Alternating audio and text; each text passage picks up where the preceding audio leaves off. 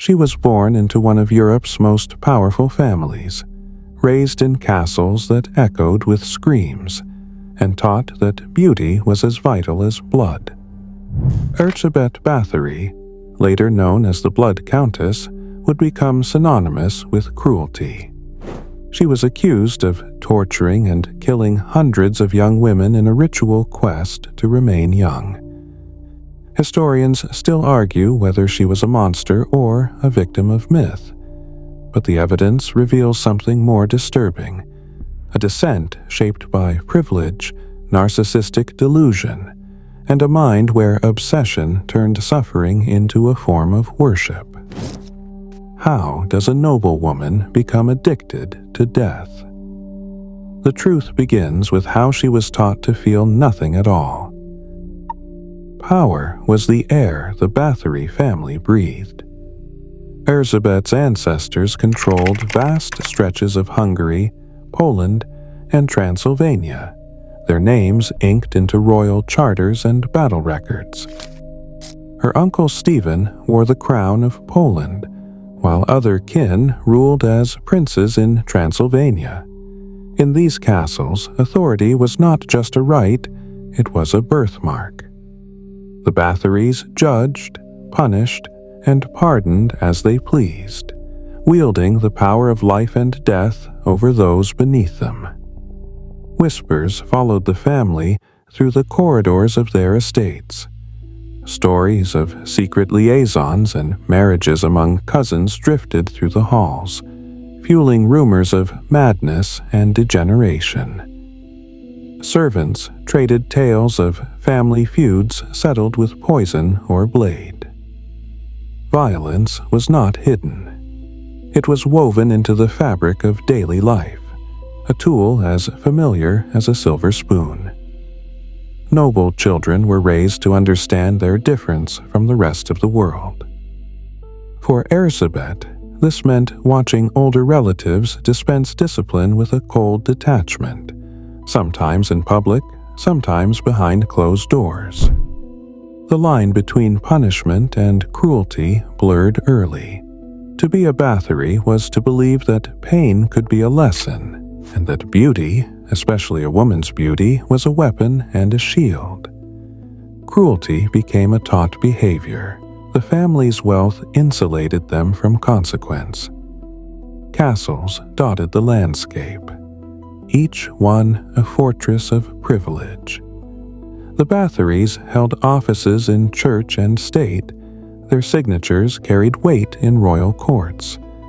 Their word could mean exile or execution for those who displeased them. Within these walls, the young countess learned that her wishes were commands, and that her will shaped the world. This legacy of absolute dominance did not breed empathy. Instead, it fostered a sense that rules were for others. In the Bathory household, entitlement was not just permitted, it was expected. For Erzsébet, the lesson was clear. Power was her inheritance, and compassion was weakness. The world outside her family's reach was a place to be controlled, not understood. This was the soil in which her sense of self took root, untouchable, unanswerable, and immune to doubt. Aunt Carla's arrival at the Bathory estate brought with it a new level of cruelty. She was infamous in family circles for her creative punishments, and she did not hesitate to involve her young niece. Erzsébet, barely more than a child, was forced to watch as Carla ordered lashes, beatings, and humiliations for the smallest disobedience among the servant girls. Sometimes, Carla placed the whip in Erzsébet's own hand, insisting that discipline was a noblewoman's duty. These were not lessons in justice, but in domination. The line between correction and sadism disappeared quickly. Household letters from the period mention the girl's violent headaches and unpredictable moods. Chroniclers later described her as suffering from blinding migraines. sometimes collapsing in agony, other times lashing out at anyone nearby. These episodes, dismissed by her elders as the temperament of high birth, were more than passing storms. They left her isolated, feared by servants and treated with wary indulgence by relatives. The family physician wrote of her fits, periods of rage and confusion, though no treatment was ever prescribed beyond rest and darkness. In the nursery, Erzsébet learned that beauty and pain were inseparable. Servants whispered that the Countess's skin must never be marked, that her hair must always shine. Any blemish or bruise was met with panic, not for her comfort, but for the family's reputation. Carla watched over these rituals with a cold eye, reinforcing the lesson that a woman's worth was measured in her appearance and her ability to command fear. As she grew, Erzsébet's emotional world narrowed. Compassion was a liability, sympathy a sign of weakness. The first time she struck a servant herself, she was praised for her resolve. The act brought a strange calm. Her pain for a moment transferred to someone else. In this household, violence became a language, and cruelty a form of inheritance. The seeds of emotional detachment took hold early, watered by Carla's approval and the silent acquiescence of everyone around her. In the world Erzsébet inhabited, beauty was not simply admired. It was currency. From her earliest days, she learned that a noble woman's face could open doors or close them forever. The Bathory name brought power, but a flawless appearance secured loyalty, marriage prospects, and the silent fear of those beneath her. This belief was not a passing lesson. It was the foundation on which her identity rested. To be beautiful was to be untouchable, to command the gaze and the obedience of all who entered her presence. The mirror became both a comfort and a judge. Servants hovered with ointments and powders, tasked with preserving the illusion of perfection. Any blemish, no matter how small, was treated as a threat, not just to Erzsébet's pride, but to her authority itself. In a household where the rules bent to her will, the maintenance of her appearance became a daily ritual, guarded with the same seriousness as the family's treasures. The message was clear. If beauty faded, so too would her grip on power. This equation, beauty as power and power as survival, shaped her sense of self. She was not raised to question her worth or her right to rule. Instead, she was taught that her desires were law. The suffering of others became a tool, a way to soothe her own anxieties and reinforce her place at the center of the universe. In this environment, empathy withered.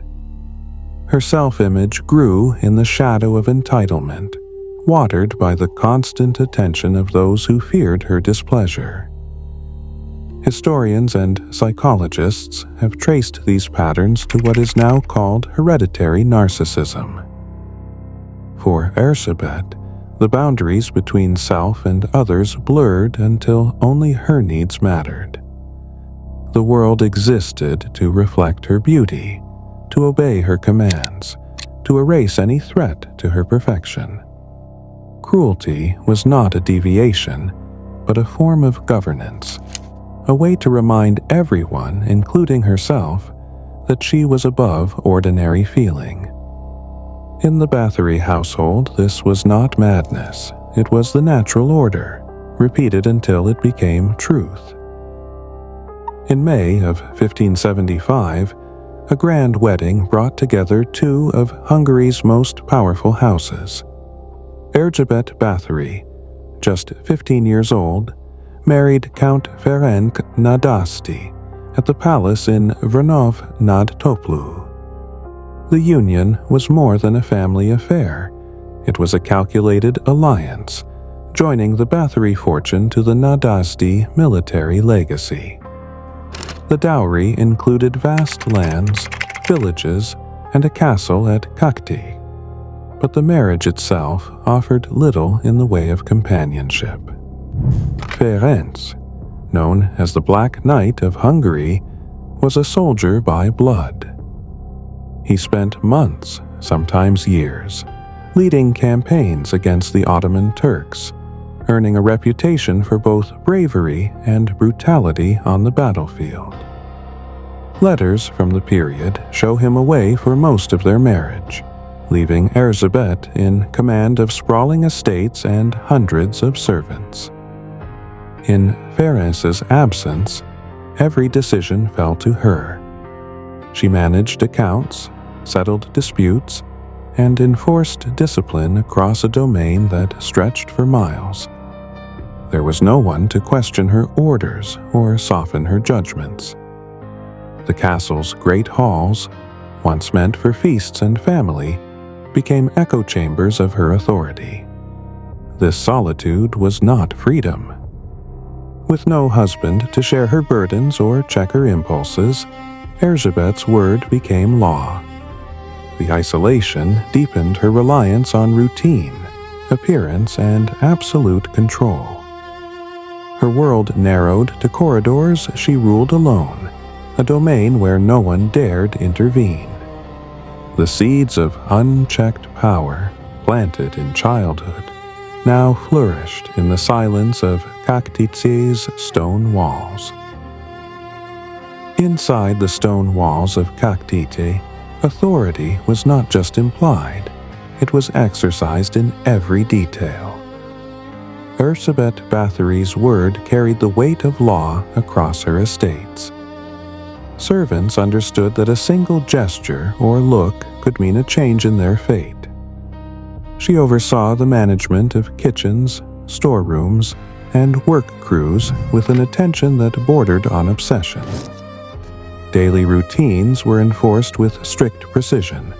Tasks were assigned at dawn. Failures were noted, and discipline was swift. Reports from the period describe a household run with a cold, relentless order. The Countess demanded punctuality, cleanliness, and obedience. Any breach, whether a broken dish, a stain on a gown, or a missed curtsy, was met with correction. While no signed ordinances survive, testimonies from staff and visiting officials agree on one point. Punishments were frequent and public. The threat of chastisement hung over the castle corridors, a silent warning to all who served within its walls. Her reach extended beyond the castle gates.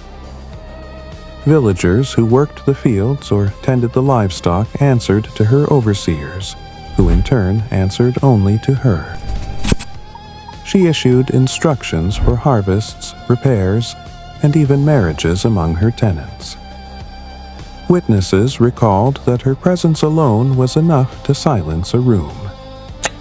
In this world, fear was the most reliable tool of governance. The estate was a machine, and Erzsébet Bathory its engine, demanding, exacting, and always watching. Under her rule, discipline was not a matter of justice, but of control. The castle's order was absolute, and its peace was enforced by the knowledge that mercy was rare and error never forgotten. Inside the walls of Kaktiti, discipline was no longer a matter of keeping order. For Erzsébet, the act of punishment became something else, an answer to feelings she could not name. The world outside her domain was unpredictable, but within these stone corridors, pain could be measured and delivered at her command. Each act of correction brought a sense of relief that ordinary comforts could not provide. The rituals of control, counting infractions, meting out punishment, demanding perfection, offered a strange kind of peace. When the mirror reflected a face unmarked by age or worry, it was not only beauty she saw, but the proof of her own power. Modern clinicians describe this pattern as a form of narcissistic injury. When her sense of perfection was threatened by disobedience or by the slow creep of age, Erzsébet found solace in asserting dominance. Cruelty dulled her anxiety, turning fear and insecurity into something she could master. The boundary between discipline and obsession faded. Violence was no longer just a response to failure. It became a ritual, a private medicine for wounds no one else could see. In this psychological landscape, empathy had no place. The suffering of others became a tool for self-preservation, each act of harm a way to soothe the ache of her own inadequacy. What began as order hardened into addiction, and the castle's silence became the only witness to her descent. In 1610, Palatine Georgi Thurzo ordered a formal investigation into the rumors swirling around Kaktike Castle. Notaries Andras Keresturi and Moses Xiraki began compiling depositions. By the following summer, more than 300 statements had been collected, forming a thick dossier that would shape history's view of Erzsébet Bathory. These testimonies came from all corners of her world: servants, local villagers, minor nobles, and clergy, each called to describe what they had seen or heard within the castle walls. The notary's questions were precise and relentless. Did you witness the Countess beat, burn, or starve her girls? Did you see wounds, hear screams, find bodies? These questions left little room for nuance. The answers, written in Latin and Hungarian, catalogued a grim litany of alleged abuses. Witnesses described beatings with rods and canes, starvation punishments, girls forced to stand naked in winter until they collapsed, and the use of needles to pierce hands and faces. Some recounted burns, bites, or mutilations. Others spoke of girls disappearing, never to be seen again. The depositions were often formulaic, shaped by the expectations of interrogators. Many accounts were second-hand, passed along from one frightened servant to another. A few witnesses, under duress, gave more elaborate stories, some so extreme they strain belief.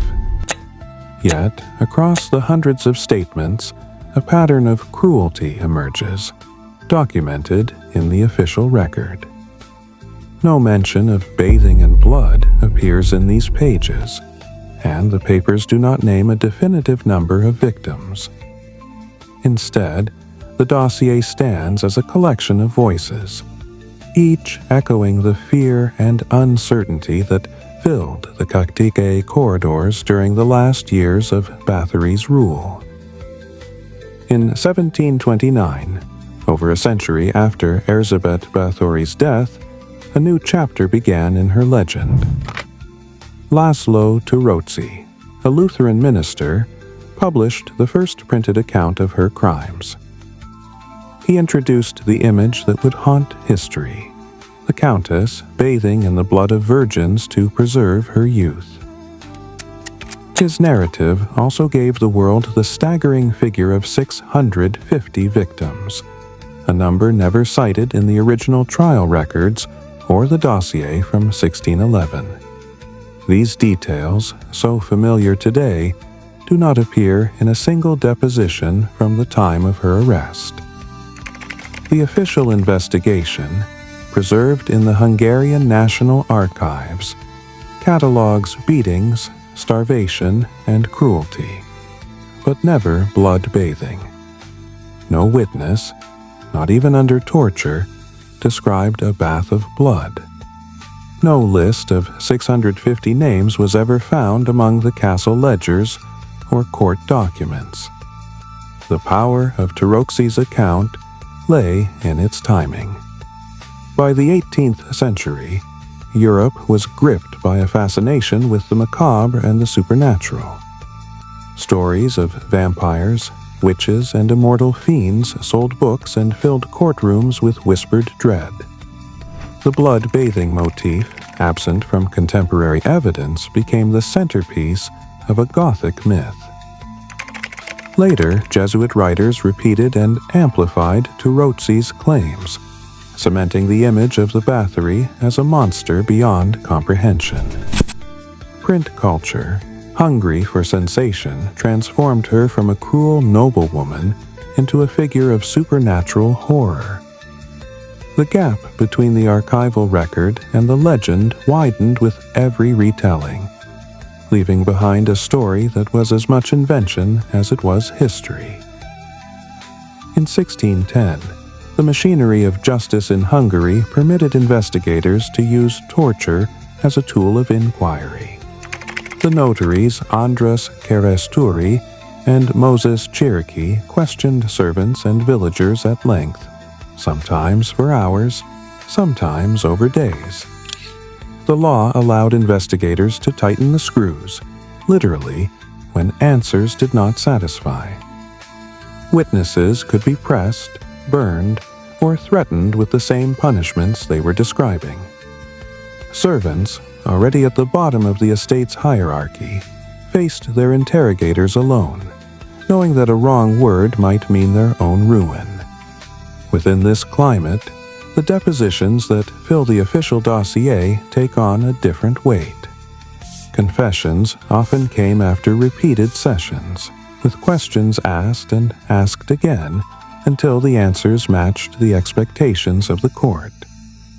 Some servants spoke of beatings and disappearances, but others changed their stories under pressure, or recanted details from earlier statements.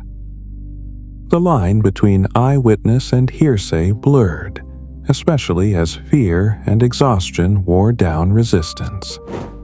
The law's endorsement of torture in 1610 was not unique to Hungary, but it shaped the evidence in ways that cannot be ignored. Many of the most graphic accounts, the ones that have echoed through centuries, were extracted from those who had everything to lose and no power to refuse. In these pages, violence is not only the subject, but also the method. The voices of the powerless were filtered through pain and threat, leaving behind a record as much about the machinery of accusation as about the accused herself. What survives is a tapestry woven from fear, coercion, and the shifting balance between power and vulnerability. In the libraries of Renaissance Hungary, shelves groaned with treatises on beauty, health, and the mysterious workings of the human body. Manuals written for noblewomen promised remedies for every blemish and potions for every fear. Bloodletting, then considered a universal cure, appeared in medical texts alongside recipes for rosewater, ointments of lard and beeswax, and tinctures of rare herbs. These books did not belong to Erzsébet Bathory alone. Every great house kept them, their bindings worn by generations of anxious hands. Some volumes, copied in Latin or Hungarian, advised the use of animal blood in compresses to revive pale skin, or prescribed the application of fresh leeches for headaches and melancholia. The belief that youth could be preserved through ritual and regimen was woven into the daily life of the elite. Bathory's household, like many others, would have stocked jars of goose fat, vials of mercury, and handwritten lists of herbal infusions. Recipes for whitening the skin or smoothing wrinkles passed from mother to daughter. Their secrets guarded as fiercely as any dowry. In this world, The pursuit of beauty was not vanity. It was survival. To age was to risk losing power, influence, even safety. Manuals of youth offered a fragile promise that nature could be outwitted, at least for a time, by those with the means and the will to try. No single text can be traced to Bathory's hand, but the culture that shaped her left its mark in ink and parchment.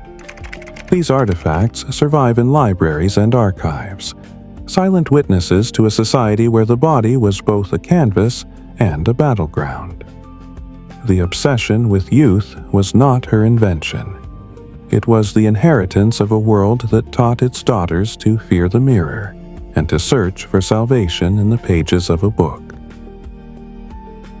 Blood, in the world of Erzsébet Bathory, was not simply a sign of injury. It was believed to carry the very force of life itself. Across the noble courts of Hungary and Transylvania, whispers of folk medicine mingled with the rituals of the elite.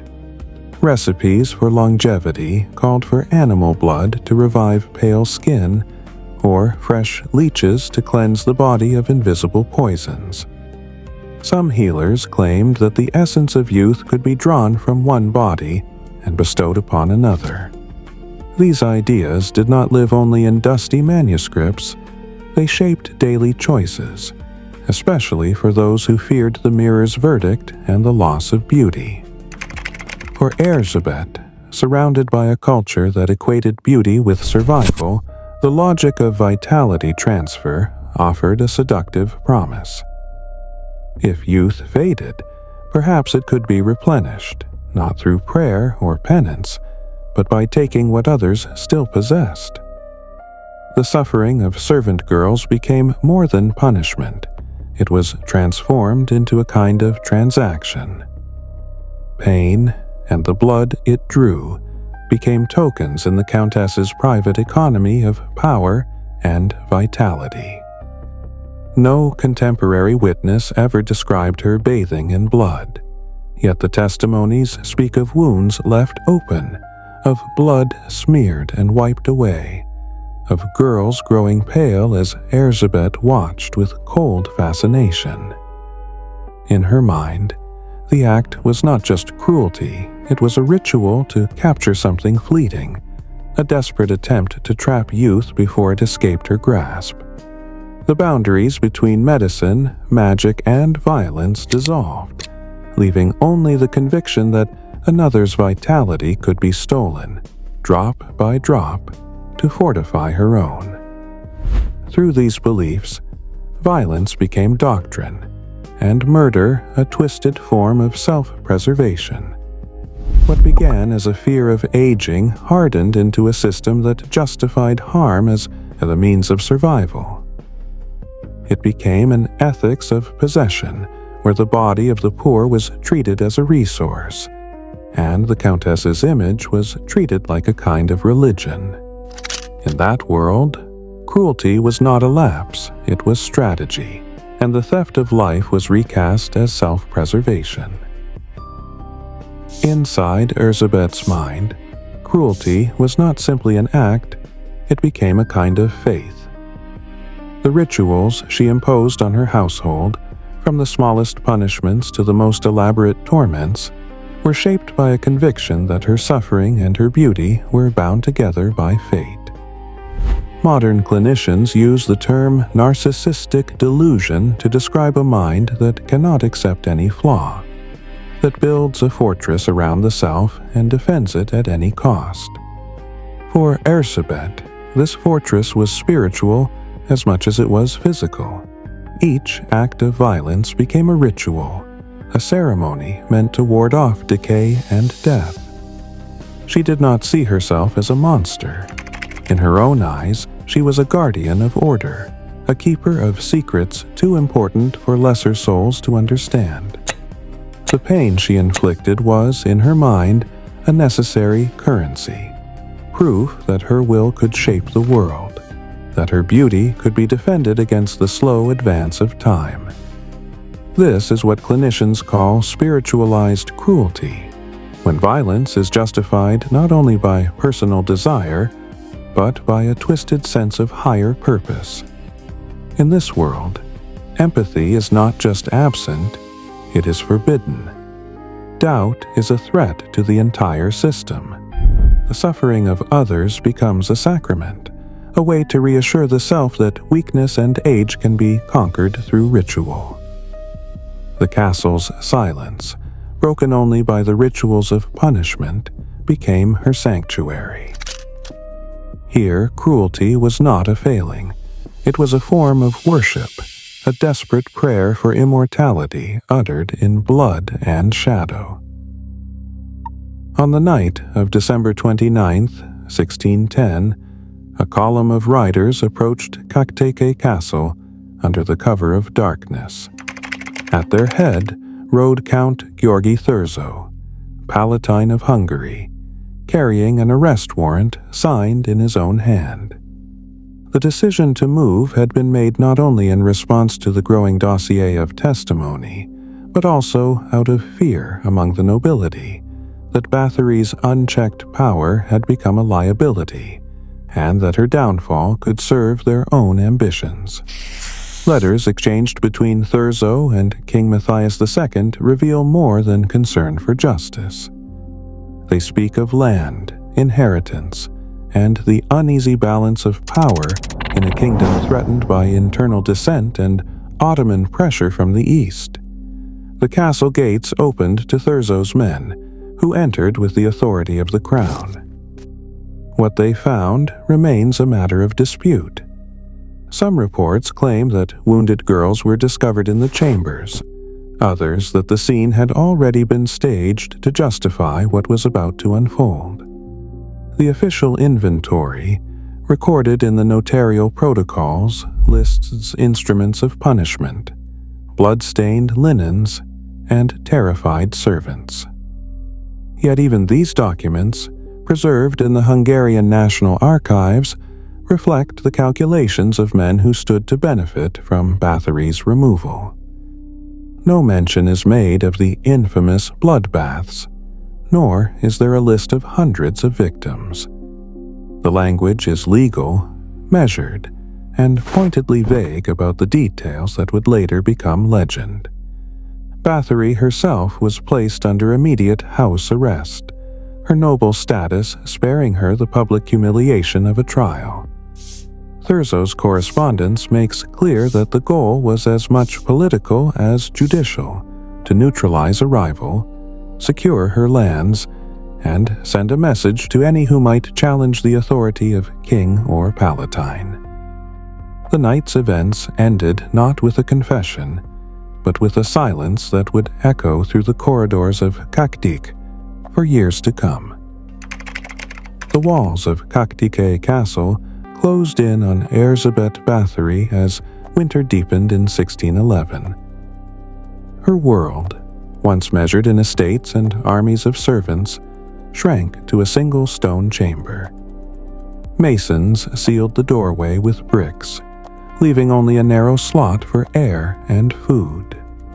She was forbidden visitors, denied letters, and kept under guard by men loyal to the Palatine.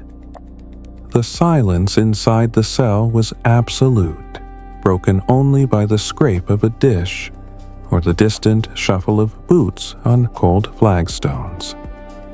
Outside, justice moved quickly, at least for those without noble blood. In the first weeks of January, 4 of Bathory's closest servants faced trial. Ilona Jo and Dorotia Sentes were executed by burning, their confessions wrung from them after hours of questioning and torture. Fichko, the male servant, was beheaded before his body was thrown to the flames. Katerina Benecki, the youngest, was spared execution but sentenced to life imprisonment. The official verdicts, signed and sealed in 1611, made no mention of the infamous bloodbaths, only of murder and cruelty. The castle records list these deaths as a matter of course, like the tallying of livestock lost in a storm. Bathory herself was never brought to trial. Her status placed her beyond the reach of the noose or the stake. Instead, she lived out her final years in that bricked cell, her only companions the occasional priest and the routine of meals passed through stone. No letter survives from her hand in this period, no confession or plea for mercy. The castle inventory notes her presence, but not her thoughts. Priests recorded only that she refused the sacrament, offering no apology, no explanation. When death came in August 1614, the record is brief. The lady is dead. The silence she left behind was total. No remorse, no reckoning. Only the void where her voice might have been. Centuries later, the myth of Bathory endures, feeding a culture still obsessed with youth, beauty, and status. Today, social media amplifies these ancient delusions, turning insecurity into spectacle and privilege into entitlement. Her story warns us, when power is unchecked and appearance defines worth, cruelty finds sanctuary. The real horror is not what happened in stone chambers, but how easily we repeat the same rituals, disguised by modern mirrors. What price are we still willing to pay for immortality?